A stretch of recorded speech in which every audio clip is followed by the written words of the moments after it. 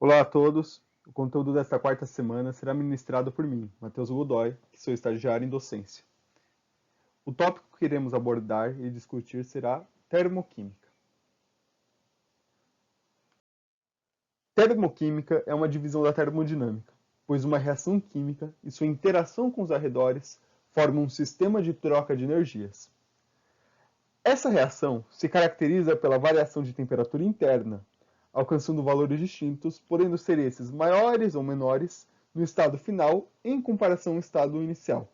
Veja aqui que temos então uma variação de temperatura com o tempo. Vimos também, nas últimas aulas, como temperatura e calor são diretamente relacionados. O calor do sistema muda ao interagir com suas vizinhanças, podendo ser caracterizado de duas formas. Exotérmico, quando o calor é irradiado para as vizinhanças, ou seja, saindo do sistema. Nesse caso, quando nós adotamos um ponto de referência do próprio sistema, temos uma variação de energia negativa. Ou endotérmico, quando o calor é absorvido das vizinhanças durante a reação, obtendo então uma variação positiva da energia interna do sistema.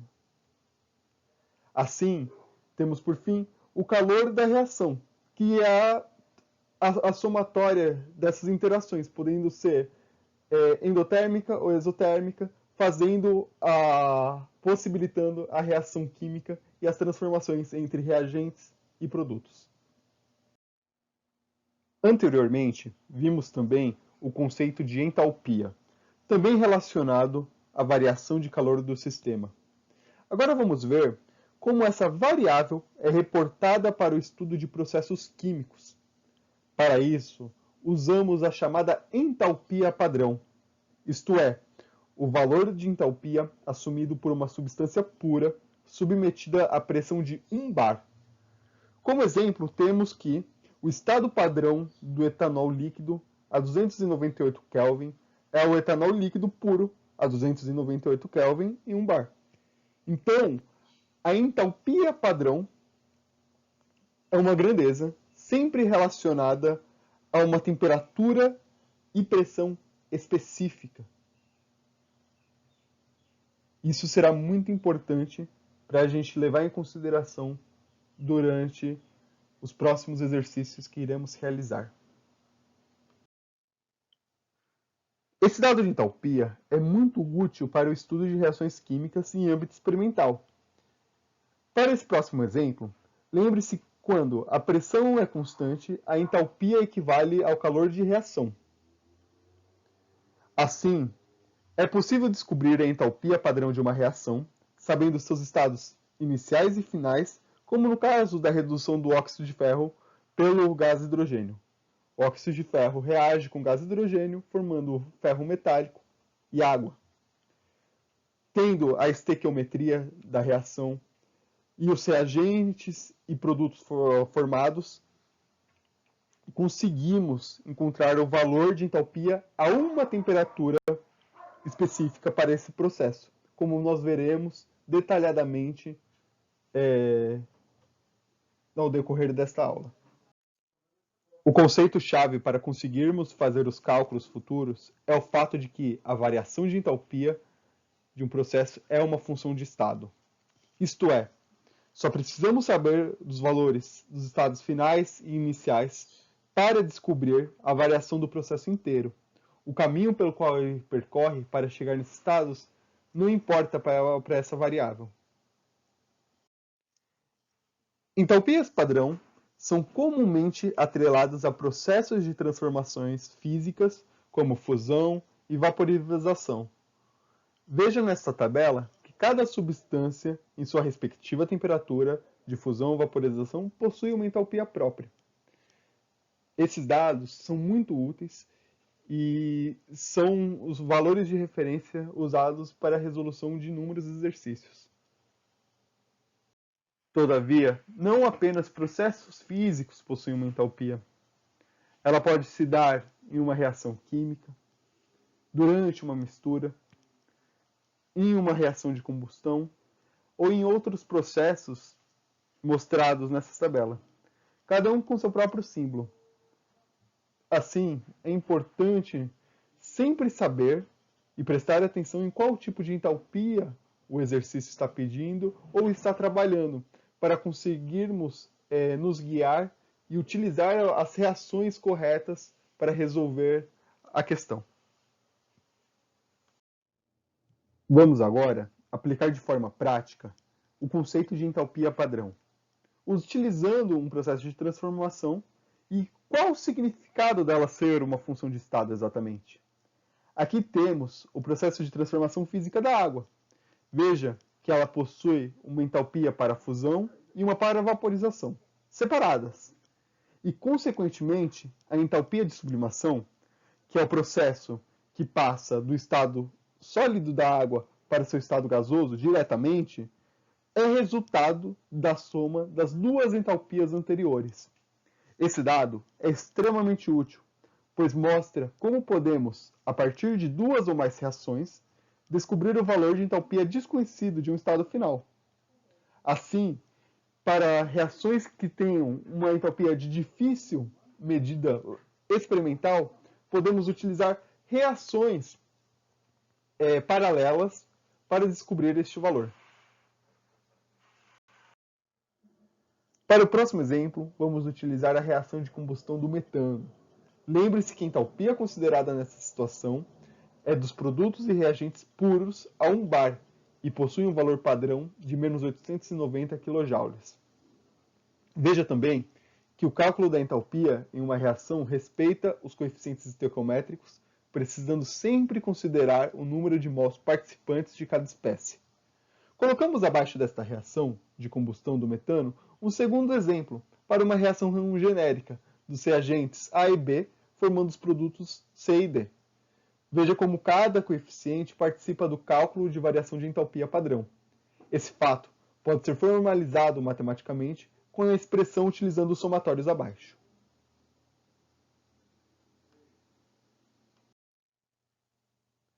Voltando novamente para o caso da reação de redução de óxido de ferro, usando a equação anterior, conseguimos ter meios para buscar qual é a variação de entalpia padrão. Note que agora utilizaremos os coeficientes estequiométricos para essa reação. Mas surge um novo problema. Qual é a entalpia padrão de cada substância, de cada produto formado e de cada reagente que nós precisaríamos para compor os valores da equação? Uma forma de encontrar as entalpias expostas na reação anterior é através das reações de formação de cada espécie presente. Neste caso, temos a formação de água pela reação entre hidrogênio e oxigênio e a reação de formação de óxido de ferro pela reação entre o ferro metálico e o oxigênio molecular. A variação de entalpia dessas reações podem ser usadas como referência para encontrar a entalpia da redução, que é o que queremos. Quando falamos no que uma espécie está no seu estado de referência, significa que ela está em seu estado mais estável a uma temperatura específica.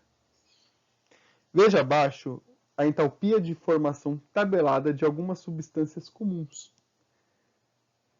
Esses valores são muito importantes para a solução de exercícios, eles podem ser encontrados em diversos livros de fisicoquímica. Vamos agora testar nossos conhecimentos em um exercício com valores presentes. Aqui temos a oxidação da glicose, formando dióxido de carbono.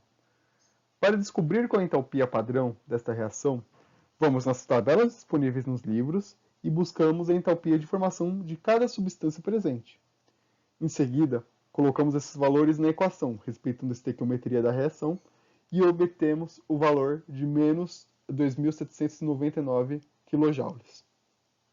Novamente, as entalpias que encontramos e essa reação são todas relacionadas a uma temperatura específica. E nós temos sempre que prestar atenção no enunciado se a informação de temperatura em que a reação é conduzida está presente. Veja que o mesmo processo pode ser usado para descobrir a entalpia de reação de redução do óxido de ferro, visto anteriormente. A estratégia de usar a entalpia das reações de formação ou de outras reações conhecidas para descobrir a entalpia padrão desejada é uma consequência direta da primeira lei de Hess. A lei de Hess diz que a entalpia padrão da reação é a soma dos valores das reações individuais em que a reação geral pode ser dividida. Ou seja, desde que a reação química usada esteja balanceada, temos uma ferramenta poderosa para descobrir valores desconhecidos, como fizemos anteriormente com o balanceamento e estudo separado das reações de formação de cada espécie presente nesta equação, chegando na fórmula geral abaixo. O último conteúdo abordado nesta aula será a dependência da entalpia padrão com a temperatura. Lembre-se de que, até aqui falamos que a entalpia padrão das reações estudadas corresponde a uma temperatura específica. Todavia, na realidade vamos encontrar uma miríade de temperaturas possíveis para uma dada reação. Para nos auxiliar em descobrir qual a entalpia padrão a uma determinada temperatura estamos falando, usamos a lei de Kirchhoff, que expressa que a entalpia padrão de um segundo ponto será igual à variação de entalpia do ponto conhecido, do ponto 1 de referência, mais a integral da diferença das capacidades molares de calor dos produtos e reagentes na faixa de temperatura estudada. Veja que, intuitivamente, o gráfico dessas entalpias de reações a diferentes temperaturas forma um ciclo entre reagentes e produtos. Isso será muito útil posteriormente para facilitar o cálculo de reações onde reagentes e produtos se encontram a uma temperatura distinta ou que dados de uma determinada parte da reação não estejam disponíveis à temperatura desejada. Com esse novo conhecimento, vamos resolver um exercício sobre a variação de temperatura. Temos que a entalpia padrão de formação de água a 298 Kelvin é de menos 241,82 kJ/mol. E nos é pedido para estimar esse valor a 100 graus, sabendo as capacidades de calor molar dos reagentes e produtos dessa reação. Para tanto, vamos aplicar na fórmula, calculando a diferença de temperatura e a diferença de capacidade molar. Não podemos nunca esquecer da estequiometria da reação. E ao colocar na fórmula, obtemos uma entalpia nessa nova temperatura que será de menos 242,6 kJ/mol.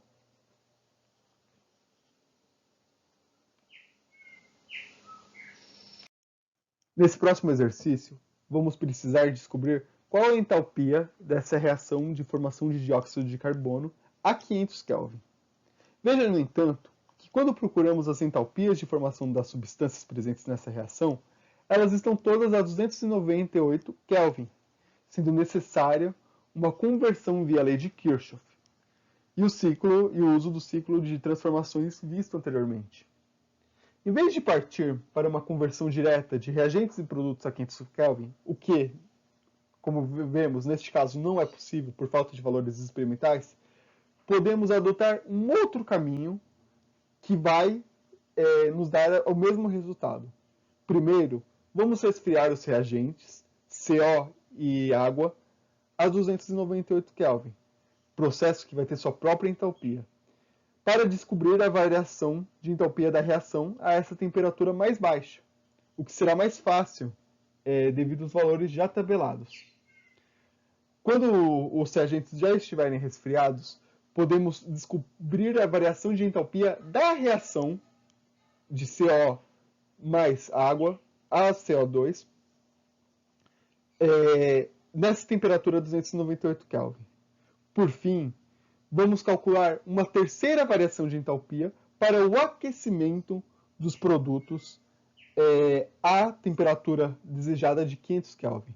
Desta forma, teremos que a variação de entalpia total dessa reação será a soma dessas três entalpias de processos separados que utilizamos para encontrar essa entalpia final. Tendo explicado como o exercício anterior funciona conceitualmente, podemos resolvê-lo utilizando valores numéricos. A primeira entalpia da variação de calor durante o resfriamento dos reagentes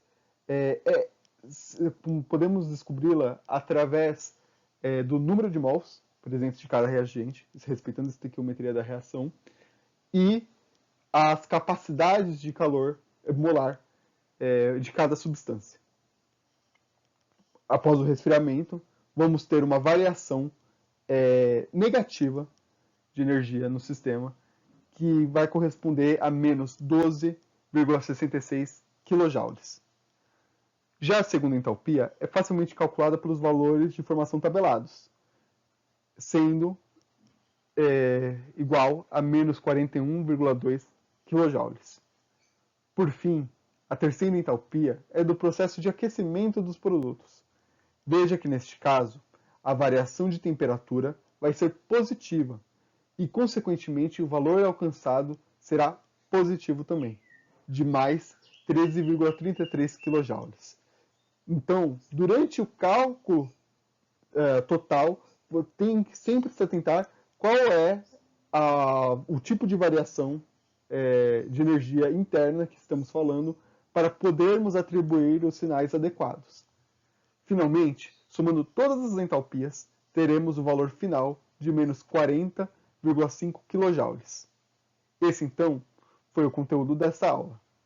Caso tenham dúvidas em relação à disciplina ou os exercícios dessa semana, vocês podem nos comunicar pelo dia, e-mail e horários de atendimento disponíveis na quinta-feira. Agradeço a atenção e participação de todos e aguardo a comunicação de vocês.